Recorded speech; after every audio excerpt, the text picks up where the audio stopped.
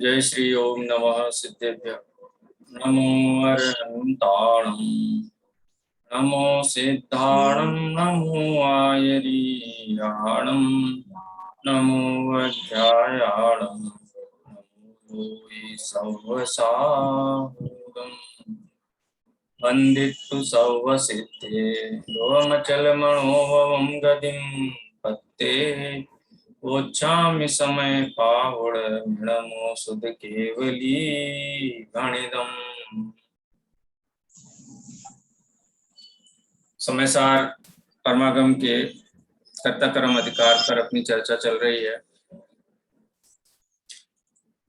जो रिजल्ट आया है उसकी चर्चा अपन क्लास के बाद करेंगे, उसके बाद कनेक्ट करना। आप अभी अपन जो विषय है उसको आगे बढ़ाते हैं, क्योंकि समयसार का जो 10th सेमेस्टर का सिलेबस है उसकी ये समापन की गाथा है, इसलिए पहले उसके ऊपर अपन चर्चा करेंगे, बाद में फिर जो दूसरी चर्चा है वो बाद में अपन करेंगे।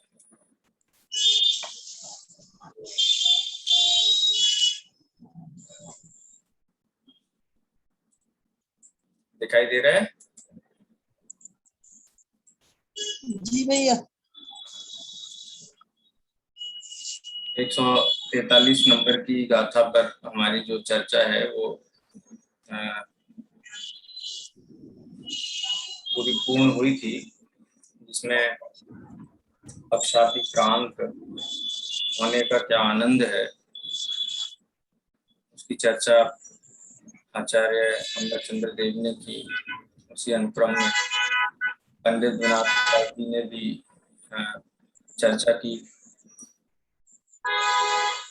उत्पाद व्यय द्रव्यात्मक जो परमार्थ से वस्तु है,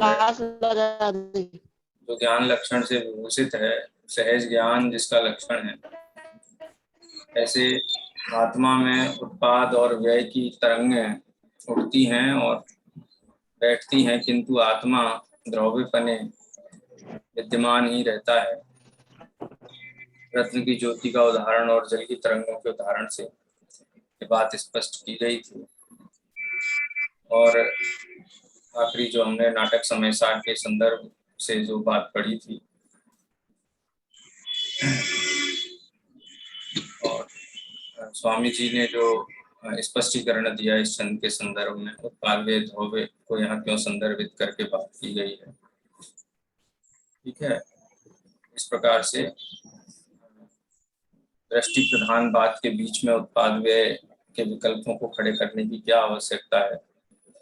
तो जो परिपूर्ण आत्मा है, जब हम उसको देखते हैं, ज्ञान की प्रधानता से आत्मा का परिचय देखते हैं, तो उत्पाद व्यय द्रव्य उत्तम सद्द्रव्य लक्षणम, और आत्मा ऐसा ही एक द्रव्य है, क्योंकि उत्पाद व्यय द्रव्य अगर ये तीनों की समग्रता द्रव्य में ना हो तो अनुभूति कैसे उत्पन्न होगी, अनुभूति का उत्पाद कैसे होगा, और प्रति समय नवीन नवीन अनुभूति कैसे उत्पन्न होगी, नवीन नवीन जो आनंद का वेदन है वो कैसे होगा। इसलिए उत्पाद व्यय द्रव्य दृष्टि की अपेक्षा से तो जानने में आता है, लेकिन ये सब जानने में आता हुआ भी जो तन्मयता है वो तो एकमात्र त्रिकाली ध्रुव आत्मा में है। और त्रिकाली ध्रुव आत्मा में हूँ ऐसा विकल्प भी नहीं है, मात्र वेदन है, तन्मयता है और उसी का आनंद है। ये चर्चा हमारी यहाँ तक पूरी हुई थी। ये समापन का की गाथा 144 नंबर की है, ये हम पढ़ेंगे और फिर इसके संदर्भ में चर्चा को देखेंगे। यह गाथा कर्ता कर्म अधिकार की अंतिम गाथा है। इसमें पक्षातिक्रांत संबंधी संपूर्ण प्रकरण का समापन है।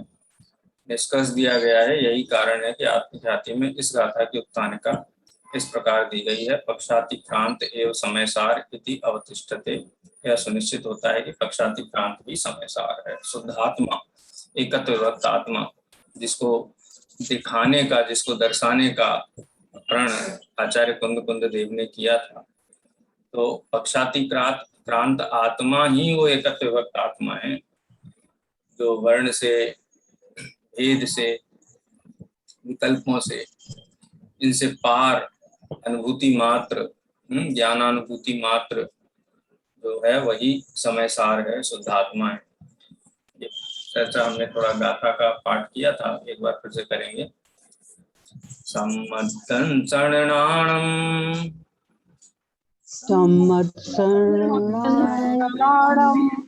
येषो लहदित्तिणवरिववदेशम्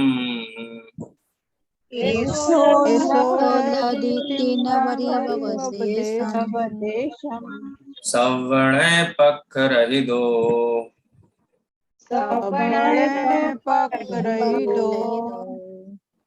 भणिदो जो सो समय सारो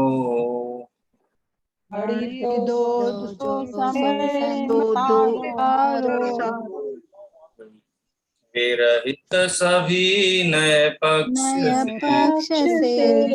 समय का सार है वही सम्यक ज्ञान वही सम्यक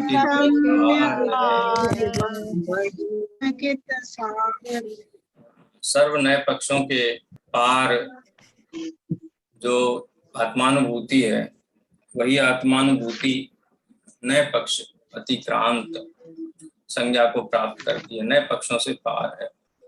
नए पक्षों को जानता हुआ भी ज्ञान अपने आप को चैतन्य अनुभव करता है, नए पक्षों के विकल्प रूप अनुभव नहीं करता है।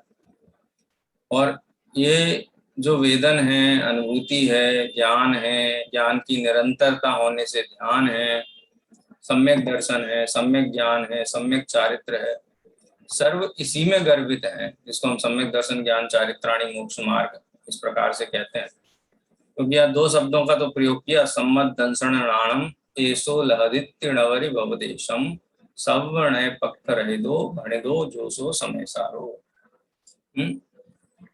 वही समय सार है, सवर्णे पक्खरहितो, जो सर्व नए पक्षों से रहित है। नए पक्षों से रहित है माने आत्मा में कोई नए पक्ष नहीं है, आत्मा में नए भी नहीं है और नए के पक्ष भी नहीं है। आत्मा तो आत्मा है, वस्तु तो वस्तु है, हैं? वस्तु में भेद नहीं है, भेद देखने वाले की दृष्टि में है। आत्मा में गुण पर्याय का भेद नहीं है।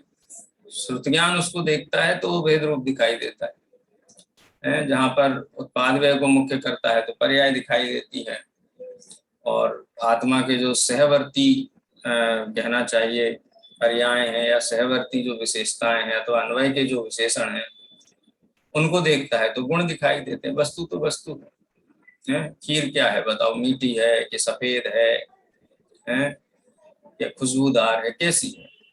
श्रुत ज्ञान जिसको मुख्य करके देखेगा वैसी है। तो क्या खीर में ये विकल्पों के भेद है क्या? कि खीर तो नए पक्ष से रहित है, वस्तु नए पक्ष से रहित है। आत्मा भी इसी प्रकार से एक वस्तु है, चैतन्य वस्तु है। वो चैतन्य वस्तु सर्व नए पक्षों से रहित है। उस वस्तु का परिचय प्राप्त करने के लिए नयों की आवश्यकता होती है, अपरम भूमिका में, निचली भूमिका में। लेकिन जब सर्व नयों के द्वारा उस वस्तु के संबंध में स्पष्टता के साथ ज्ञान हो जाता है, अनुभूति हो जाती है, नए पक्ष पीछे छूट जाते हैं। इसीलिए नए पक्ष से रहित, यहाँ दोनों चीजों में आप लगा सकते हो। समय सार शब्द में अगर वस्तु की बात कर रहे हो तो वस्तु तो नए पक्ष से रहित है ही, लेकिन जिस समय अनुभूति का काल है, शुद्धोपयोग का काल है, उस समय उपयोग की ज्ञान की पर्याय भी नए पक्षों से रहित है। तो इस प्रकार से वही जो नए पक्ष से रहित जो आत्मा है, वही सम्यक दर्शन है, वही सम्यक ज्ञान। इसी समय सार को ही केवल सम्यक दर्शन और सम्यक ज्ञान ऐसी संज्ञा मिलती है। अब इसी समय सार को केवल सम्यक दर्शन सम्यक ज्ञान चर्चा मिलती है। तो ये जो पहला अर्थ घटा है ना वस्तु के संदर्भ में, तो वस्तु में तो नए नहीं होते हैं। तो यहाँ वस्तु मात्र की बात नहीं है, यहाँ उस पर्याय की बात है जिस पर्याय में समय सार वेदन में आ रहा है, क्योंकि उसी पर्याय को फिर सम्यक दर्शन सम्यक ज्ञान कहा। यानी यदि वस्तु को यहाँ समय सार कहा होता तो मिथ्या दृष्टि के संदर्भ में बात होती। यहाँ तो सम्यक दर्शन और सम्यक ज्ञान रूप जो आत्मा के को वेदन करने वाली पर्याय हैं, श्रद्धा कहो, ज्ञान की पर्याय कहो, उनको समय सार कहा जाएगा। यानी समय सार कहा गया।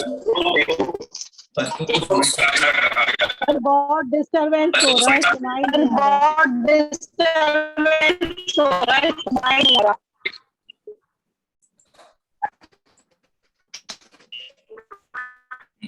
ठीक है, गाथा के तो सामान्य अर्थ हमने देखा था पिछली कक्षा में भी, आज भी थोड़ी इसके ऊपर चर्चा की है। आगे काफी विस्तृत विश्लेषण है, इसलिए आप इसको रीड करेंगे, आगे इसको पढ़ेंगे। ठीक है, चलिए कौन रीड करेगा? मीना जी करिए। मीना जी टडैया है क्लास में अभी? सर हाँ सर मेरा एक पेपर का नंबर नहीं आए हैं। मैंने मैसेज किया था आपको, वो मैंने अभी वो जो आपके पास पहुंची है ना सूची, वो सूची तब की है जब वो पेपर जो मैंने बाद में आपसे मंगाया है वो मेरे पास नहीं पहुंचा था। नंबर है सबके मेरे पास, मैं अपडेट करके नई लिस्ट भेजूंगा स्वानुभूति को, उसके बाद वो वहां से आपके पास आ जाएगा, या फिर मैं भी सीधे डालना हो डाल दूंगा लिस्ट।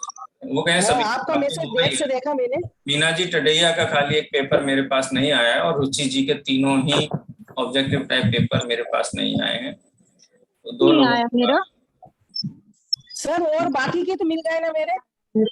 हाँ जी, मेरा कौन सा पेपर में? हाँ बाकी सभी लोगों का आ गया है सर मेरा भी एक पेपर नहीं आया। एक सेकंड, मैं मीना टडैया बोल रही हूँ, मेरा कौन सा पेपर नहीं आया सर? मैं बाद में कक्षा के बाद में चर्चा करना चाहता था, इसलिए बाद में करें। अच्छा ठीक है, ठीक है, बाद में क्लास के बाद ज्वाइन हो जाना, मैं बता दूंगा किस किस का बाकी है, कौन सा पेपर जी जी। मैं पढ़ूं? हाँ मीना जी पढ़िए। मीना जी जो सर्वनय पक्षों से रहित, मैं मीना टडैया पढ़ रही हूँ। हाँ मीना जैन जी को बोला पढ़ने के लिए, आपको तो मैंने इसलिए याद किया, आपका एक पेपर बाकी था, इसलिए मैं बाद में फिर बात करूंगा। ठीक है सर जी। जो सर्वनय पक्षों से रहित कहा गया है वह समय सार है। इसी समय सार को ही केवल सम्यक दर्शन और सम्यक ज्ञान ऐसी संज्ञा नाम मिलती है। तात्पर्य यह है कि नामों से भिन्न होने पर भी वस्तु एक ही है। देखो, यहाँ आत्मा को ही, समय सार को ही सम्यक दर्शन और सम्यक ज्ञान कहा जा रहा है। देखो, दोनों को एक ही वस्तु बताया जा रहा है। इसकी क्या अपेक्षा है, यह सब टीका में स्पष्ट किया जाएगा। इस गाथा की आत्मख्याति टीका में इस गाथा का जो भाव स्पष्ट किया गया है वह इस प्रकार है। वास्तव में जो समस्त नए पक्षों के द्वारा खंडित ना होने से जिसका समस्त विकल्पों का व्यापार रुक गया है, ऐसा समय सार रूप भगवान आत्मा ही सम्यक दर्शन और सम्यक ज्ञान नाम को प्राप्त है। तात्पर्य यह है कि सम्यक दर्शन और सम्यक ज्ञान समय सार रूप आत्मा से अलग नहीं है, अभिन्न ही है।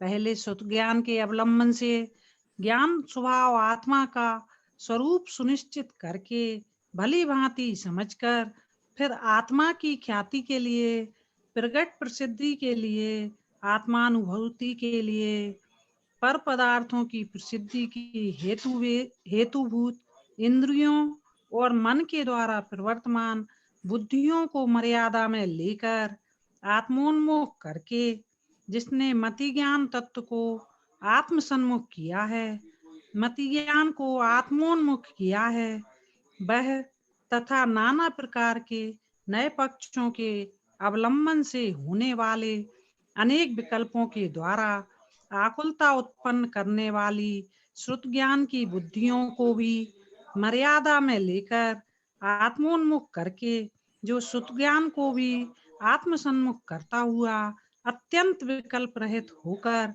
शीघ्र ही तत्काल ही निज रस से ही प्रकट होता हुआ आदि मध्य और अंत से रहित अनाकुल केवल एक संपूर्ण ही विश्व पर मानो तैरता हो, ऐसे अखंड प्रतिभास में अनंत विज्ञान घन परमात्म रूप समय सार का जब वह आत्मा अनुभव करता है तब उसी समय आत्मा को सम्यक्तया दिखाई देता है और ज्ञात होता है।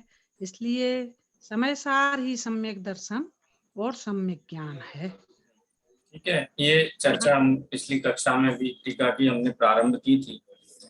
इसमें कुछ तकनीकी बिंदुओं का स्पर्श किया गया है। सम्यक दृष्टि जीव जिस समय आत्मानुभूति करता है तो इतनी टेक्निकलिटी में नहीं जाता है, मति ज्ञान है कि श्रुति ज्ञान है, इंद्रिय ज्ञान है कि अतीन्द्रिय ज्ञान है। वो तो सहज आनंद का भाव है, उसका वेदन होता है।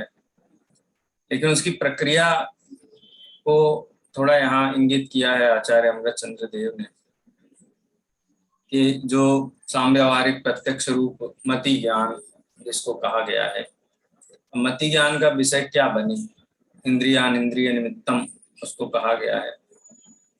मति ज्ञान का विषय क्या बनेगा, चक्षु इंद्रिय का विषय बनेगा क्या आत्मा, अचक्षु इंद्रिय का बनेगा, चक्षु माने शेष सभी इंद्रियों का बनेगा क्या, स्पर्शन रसना घ्राण चक्षु कर्ण, क्या इन 5 इंद्रियों का विषय बनता है। तो हमें रहस्यपूर्ण चिट्ठी का स्मरण हो जाता है जहां पर पंडित जी साहब ने इसको मन जनित कहा, क्योंकि प्रकट ज्ञान तो मति और श्रुत रूप ही है।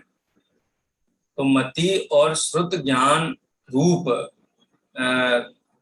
लेकिन मति इंद्रिय से जो होने वाला ज्ञान है वो इसमें निमित्त नहीं है, मन जनित कहा। मन जनित का तात्पर्य यह है कि आगम में जैसा आत्मा का स्वरूप निर्धारित किया था आगम से, अब फिर अपने निर्णय और युक्ति से ही उसी स्वरूप को निर्धारित करके जब निर्विकार हुआ आत्मा, माने परलक्षी जो है ना, उपयोग परलक्षी श्रद्धा है, परलक्षी अनुगमन अनुचरण, ये सबसे जो आकुलता व्याकुलता होती थी, जब वो ही ज्ञान स्वलक्षी हुआ तो वो किसी भी प्रकार की आकुलता का भाव नहीं रहा। मैं ज्ञान स्वभावी त्रिकाली ध्रुव आत्मा हूँ, ये ही ज्ञान होने पर और वो सब प्रकार की आकुलताएं उपशमित होने से ये मति ज्ञान का विषय इसको माना है यहाँ पे। तो मति ज्ञान का अकेला नहीं माना है। उस काल में जिस समय शुद्धोपयोग है आत्मा, शुद्धोपयोगी, उसमें मति और शुद्ध ज्ञान दोनों ही आत्म सन्मुख है। यानी जो भी प्रकट ज्ञान है उसको जो भी संज्ञा दी गई है वो आत्म सन्मुख है। वो किस प्रकार से है, तो आत्मा की ख्याति के लिए, प्रकट प्रसिद्धि के लिए, आत्मानुभूति के लिए। ये प्रक्रिया के पहले क्या हुआ, श्रुत ज्ञान के अवलंबन से ज्ञान स्वभाव आत्मा का स्वरूप सुनिश्चित करके, माने भली भांति समझ करके, फिर आत्मा की ख्याति के लिए, ख्याति का मतलब है अनुभूति से ही लेना चाहिए, आत्मा की अनुभूति के लिए, माने ज्ञान पर्याय में आत्मा के साथ जो अभेदपना स्थापित हो, उसमें जो अहम बुद्धि स्थापित हो, वो यहाँ ख्याति है। प्रकट प्रसिद्धि के लिए, आत्मानुभूति के लिए कितने विशेषण दिए, आत्म ख्याति के लिए, प्रकट प्रसिद्धि के लिए, आत्मानुभूति के लिए, पर पदार्थों की प्रसिद्धि की हेतुभूत इंद्रिय और मन के द्वारा प्रवर्तमान बुद्धियों को मर्यादा में लेकर के 5 इंद्रियां और मन के जो कल्लोले हैं, जो पर पदार्थों की प्रसिद्धि में हेतुभूत हो रही थी, पर पदार्थों को ही प्रकाशित कर रही थी, हरा नीला पीला काला मीठा खट्टा है, इनमें ही बुद्धियां चल रही थी और मन भी यही कल्पना करता था, ये वस्तु मिल जाए तो सुखी हो जाऊं, ये वस्तु दूर हो जाए तो सुखी हो जाऊं।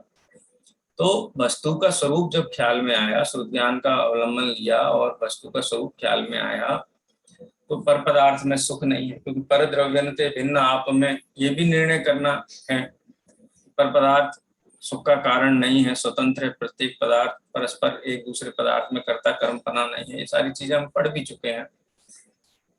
तो इन सारे निर्णयों से जो स्वरूप सुनिश्चित किया ना, भली भांति समझा, उसके द्वारा ही ये 5 इंद्रियां और मन में जो के माध्यम से जो पर में प्रवर्तमान बुद्धियां थी वो मर्यादित हुई। मर्यादा में कैसे लिया जाए, पदार्थ के निश्चय से ही मर्यादा में लिया जा सकता है पर पदार्थों की प्रसिद्धि वाले करने वाले ज्ञान को, श्रद्धान को। उसका एक ही उपाय है, वस्तु विचार अध्यावते मन पावे विश्राम, जैसा पंडित दास जी ने भी कहा प्रवर्तमान बुद्धियों को मर्यादा में लेकर के आत्मोन्मुख करके जिसने मति ज्ञान तत्व को आत्म सन्मुख किया है, मति ज्ञान तत्व को आत्म सन्मुख किया है, मति ज्ञान को आत्मोन्मुख किया है। माने जो ज्ञान प्रकट ज्ञान था ना, अगर उपयोग रूपी पूंजी अपने पास बहुत कम है, इसको हम पर द्रव्यों पे लुटा देंगे तो हम अपने सुखी होने का मार्ग कैसे प्रशस्त करेंगे। इसलिए बहुत उपदेश दिया जाता है, शिक्षा दी जाती है कि भाई अपने उपयोग रूपी पूंजी है जो प्रकट ज्ञान है उसको पूरा भेद विज्ञान में लगाओ, गाफिल होकर के पर द्रव्य के पीछे मत दौड़ो। कहने का मतलब ये ज्ञान का विषय तो पर भी बनेगा, स्व भी बनेगा, जानने और नहीं जानने वाली बात नहीं है। जानना, देखो ज्ञान पूज्य नहीं है लेकिन भेद विज्ञान पूज्य है। ज्ञान तो एक इंद्रिय में भी है, 2 इंद्रिय में भी है, 3 इंद्रिय में भी है, 4 इंद्रिय में भी है, संगी में भी है, सब में है। लेकिन ज्ञान का क्या करें, क्या पूज्यता है उसकी? असली काम तो भेद विज्ञान का है। भेद विज्ञान जिसके पास है उसका मूल्य है। दुनिया में हीरे भी बहुत हैं, और उस हीरे को जानने वाला एक मजदूर भी है, कवाड़ी भी है, एक जोहरी भी है। दोनों में अंतर क्या है? दोनों की कीमत अलग अलग क्यों है? दोनों के जीवन स्तर में इतना बड़ा गैप क्यों आ जाता है? कि वो भेद विज्ञान सहित जानता है और जो कवाड़ी है वो बिना भेद विज्ञान के जानता है। माने ये हीरा है कि नहीं है, ये वो नहीं निर्णय कर पाता है क्योंकि उसके पास ज्ञान तो है पर भेद विज्ञान नहीं है। लेकिन जो जौहरी है उसके पास भेद विज्ञान, हीरे से भिन्न वस्तुओं को भिन्न पहचानता है, हीरे को हीरा पहचानता है, इसलिए उसकी कीमत है। तो उस मति ज्ञान और उस श्रुत ज्ञान की कीमत है जो भेद विज्ञान में प्रवृत्त है, और भेद विज्ञान के बल से ही जो पर द्रव्यों की प्रसिद्धि के कारण जो इंद्रियों में प्रवर्तमान बुद्धियां हैं उनको मर्यादा में इसी भेद विज्ञान के बल पर लिया जाता है। भेद विज्ञान की धारा को बहा करके ही मति ज्ञान तत्व को आत्मसन्मुख कर सकते हैं, मति ज्ञान को आत्मोन्मुख कर सकते हैं। अब मति ज्ञान तक तो ठीक है, तो खाली मति ज्ञान तो नहीं है, श्रुत ज्ञान भी है। मति श्रुतम पूर्वम दनेक द्वादश वेदम।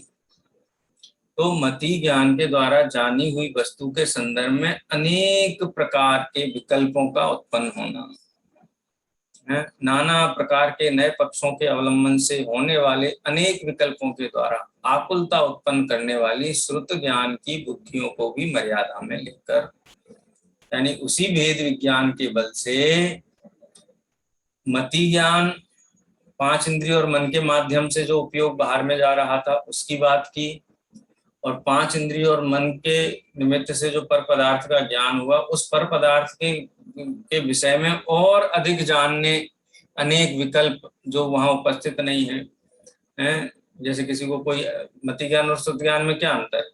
जैसे सामने एक लड़का दिखाई दिया अपने को, उस लड़के का नाम है संजय, तो संजय तो मति ज्ञान का विषय बना, लेकिन उस संजय को देखने के बाद में इसके पिताजी का नाम ये है, इसकी माता का नाम ये, फलाने मोहल्ले में रहता है, ये लड़का अच्छा है, ये लड़का बुरा है, ये जो विकल्प आते हैं सब श्रुत ज्ञान के लेवल पे आते हैं।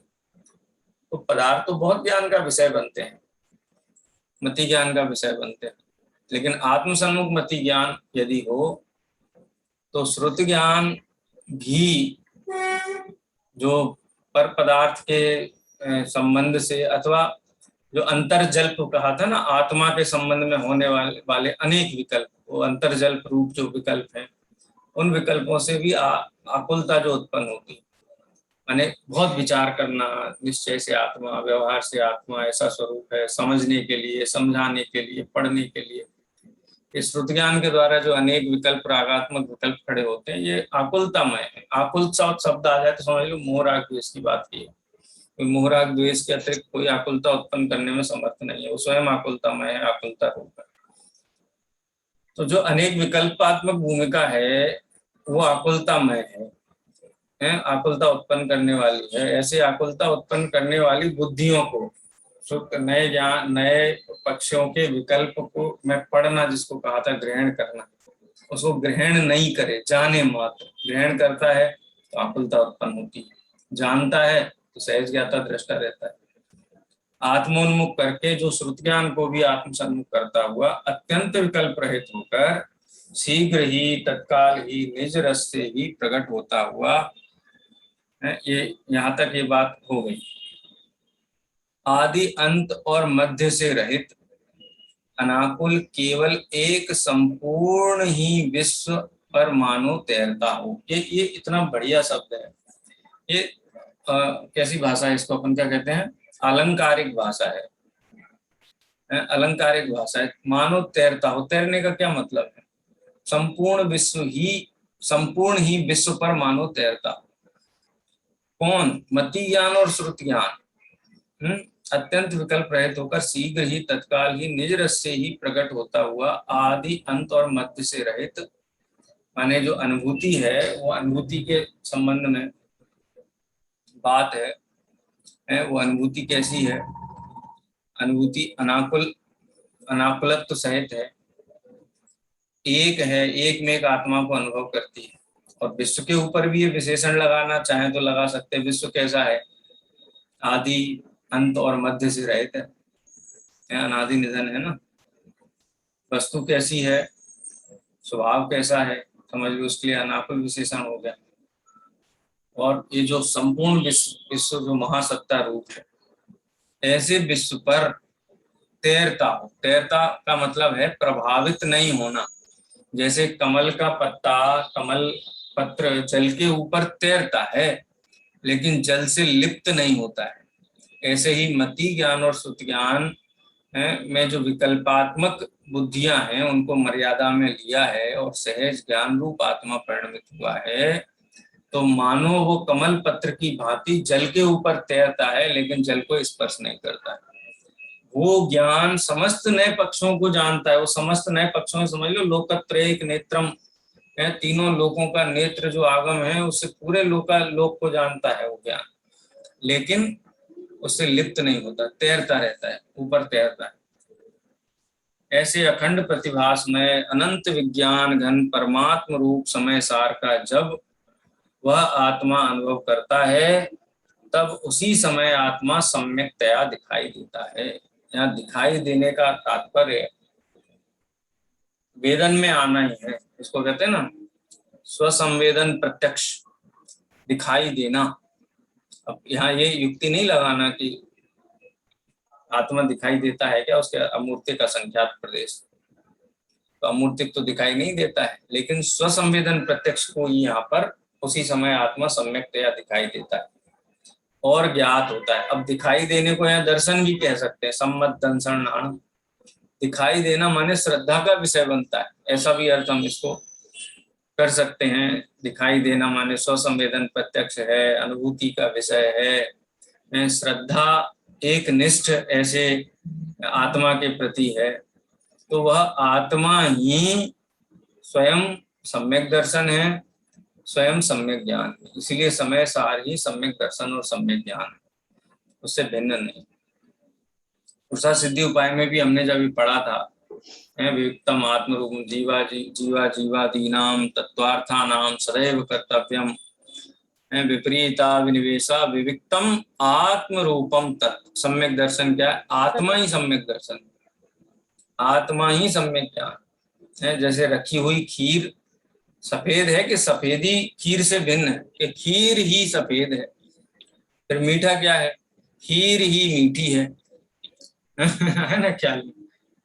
ऐसे ही आत्मा ही सम्यक दर्शन है। जब श्रद्धा गुण को मुख्यता से एंगल से देखो तो वही आत्मा सम्यक दर्शन है, वही आत्मा सम्यक ज्ञान। इससे ये भी आचार्य देव संकेत देना चाहते हैं कि ये अपना स्वतंत्र सटकारक है, जीव स्वयंभू है, इसको सुखी होने के लिए पर द्रव्य की अपेक्षा नहीं है। ये सम्यक दर्शन की उपलब्धि स्वयं की पर्याय ही है, इसलिए उपलब्धि यही होगी। किसी क्षेत्र पर, किसी तीर्थ पर, किसी पुस्तक में, किसी शब्द में ये नहीं है। ये आत्मा स्वयं ही सम्यक दर्शन रूप पर्याय तक पहुंचता है। आत्मा ही सम्यक दर्शन, आत्मा ही वो ज्ञान पर्याय तक पहुंचता है, इसलिए आत्मा ही ज्ञान। इसमें खासकर मति ज्ञान और शुद्ध ज्ञान संबंधी जो विश्लेषण है वो विशेष आचार्य देव ने यहाँ पर उल्लिखित किया है। बहुत अच्छा विश्लेषण। हाँ, कुछ इसमें यदि प्रश्न हो आप लोगों का तो आप पूछ सकते हैं।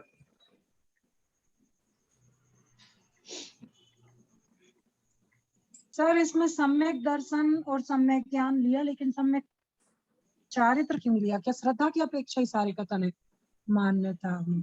हाँ, यहाँ ये प्रश्न जायज है और इसका उत्तर आगे आएगा भी, वहाँ अपन देखेंगे। और यहाँ पर मुख्य रूप से जो चर्चा चल रही है वो नए पक्षाती क्रांति के संदर्भ में चल रही है। श्रुत ज्ञान रूप ही है, इसलिए ज्ञान की मुख्यता से चर्चा की गई है। और चूंकि ज्ञान सम्यक है, सम्यक दर्शन सहित ही सम्यक ज्ञान होता है, इसलिए दोनों को मुख्य किया है। ये अपेक्षित है, आगे इसके ऊपर चर्चा आएगी, वहां पर अपन देख लेंगे। और कोई इसमें पूरा अनुभूति का विषय है ना? हाँ जी, अनुभूति का विषय है ना इसमें? अनुभूति का टेक्निकल डिस्क्रिप्शन है ये, तकनीकी है। लेकिन देखो, बताया कि मति ज्ञान, क्योंकि अपने जो भी सदमस्त जीव हैं 12वें गुण स्थान तक तो मति ज्ञान श्रुत ज्ञान का ही उपयोग है ना। ज्ञान सामान्य कह सकते हैं उसको, लेकिन यदि पर्याय की तरफ से देखा जाए, जो ज्ञान उपयोग की जो पर्याय 12 पर्याय हैं जिनकी हम चर्चा पढ़ते हैं, इसमें ज्ञानोपयोग की 8 पर्याय और दर्शनोपयोग की जो 4 पर्याय हैं, इसमें ज्ञानोपयोग की भी कुमति कुश्रुत को अवधि तो किसी काम की नहीं है अनुभूति के काल में, अवधि मन पर्याय भी काम की नहीं और केवल ज्ञान है नहीं। तो सारा का सारा दारोमदार जो है, आधार है, वो मति ज्ञान और श्रुत ज्ञान पे ही है। लेकिन मति ज्ञान श्रुत ज्ञान भी परलक्षी रहता है। 5 इंद्रिय और मन से क्या जानेगा? 5 इंद्रियों से तो प्रत्यक्ष उद्गल को ही जानेगा। इसीलिए पंडित टोडरमल जी साहब ने, मुझे लगता है आचार्य अमृतचंद्र देव की इस टीका को पढ़ करके ही वहां 9वें अध्याय में वहां उन्होंने मन जनित कहा आत्मानुभूति को। मन जनित का मतलब देखो, मन का प्रति हमारा बड़ा हठाग्रह है। मन माने चंचल अविश्वसनीय चीज का नाम है। मन का मतलब है आत्मा की जो ज्ञान पर्याय मन के निमित्त से होने वाली है तो ज्ञान ही। मन क्या है? मन तो निमित्त मात्र है, ज्ञान तो ज्ञान है। वास्तव में 5 इंद्रियां भी निमित्त ही है। मति ज्ञान नाम इसलिए क्योंकि ये निमित्त है, बाकी वो है तो ज्ञान ही ना। मति ज्ञान है, श्रुत ज्ञान है, क्या है? ज्ञान ही है ना। लेकिन निमित्तता की अपेक्षा से उनके प्रति जो हमारा जो बहुमान है वो थोड़ा कम हो जाता है। और मन जनित है तो मन जनित का मतलब हम सीधा मन का मतलब काल्पनिक, तो ऐसा अर्थ यहाँ नहीं है, काल्पनिक होना नहीं है यहाँ पे। वो जानने का विषय वाला आत्मा अनुभूति नहीं है। मन जनित है का मतलब है कि वो स्व संवेदन जो होता है, वो स्व संवेदन ही ज्ञान का विषय बनता है। इसलिए उसको समझना चाहिए। और श्रुत ज्ञान भी है, दोनों रहते हैं। ऐसा नहीं मति ज्ञान ही रहता है, श्रुत ज्ञान नहीं रहता है। मति श्रुत दोनों ही रहते हैं। कम से कम 2 ज्ञान तो रहते ही हैं जीव के पास में। श्रुत ज्ञान के द्वारा भी जो उपयोग प्रकट है, तो 2 प्रकार से प्रकट है श्रुत ज्ञान के माध्यम से। एक तो नए विकल्प रूप और एक नए पक्षाती क्रांत रूप। तो यहाँ नए पक्षाती क्रांत रूप हो गया श्रुत ज्ञान। हाँ जी, कोई कुछ बोलना था? हाँ सर, मैं ये पूछ रही थी, श्रुत ज्ञान तो मति ज्ञान पूर्वक ही होता है। हाँ, तो इसमें दोनों की अलग अलग अपेक्षाएं स्पष्ट की हैं कि मति ज्ञान द्वारा मति ज्ञान को आत्मोन्मुख किया और श्रुत ज्ञान को आत्मोन्मुख किया। हाँ, देखो वैसे तो सामान्य कथन किया जाए तो प्रकट ज्ञान को आत्मोन्मुख किया, इतना कह दो तो ज्ञान है उसको आत्मान्मुख किया है, इतना कहना काफी है। लेकिन वो थोड़ा जो निमित्त विवक्षा से मति और श्रुत ज्ञान रूप है और उनका परिणमन किस प्रकार से हो रहा है, 5 इंद्रिय और निमित्त के मन के निमित्त से हो रहा है, और मति ज्ञान के द्वारा जाने हुए विषय में ही जो विस्तार रहता है उसको श्रुत ज्ञान कहा है। लेकिन यहाँ मति ज्ञान के निमित्त से होने वाली जो बुद्धियां हैं उनको भी समेट लिया है, मर्यादा में ले लिया है। और श्रुत ज्ञान के द्वारा जो बुद्धियां माने जो विकल्प हैं, राग सहित होने वाले विकल्प हैं, उनको भी मर्यादा में ले लिया। इसलिए शुद्ध ज्ञान की बुद्धियों और मति ज्ञान की बुद्धियों दोनों को ही मर्यादा में ले लिया, इस प्रकार से यहाँ बात की गई। और आप सभी लोगों को बहुत बहुत बधाई हो। मुझे पढ़ने में बहुत आनंद आया, खासकर रहस्यपूर्ण चिट्ठी के जो प्रश्न थे ना, बहुत बढ़िया प्रश्नोत्तर आप लोगों ने लिखे, संक्षिप्त लिखे, कई लोगों ने संक्षिप्त वाले भी उतने ही अच्छे थे। हो गया है, जनवाणी स्तुति कर लेते हैं। तो सर दोबारा निज में बताई अनंत उपकार है, के लिए जिनवाणी वंदना वंदना सतवारे।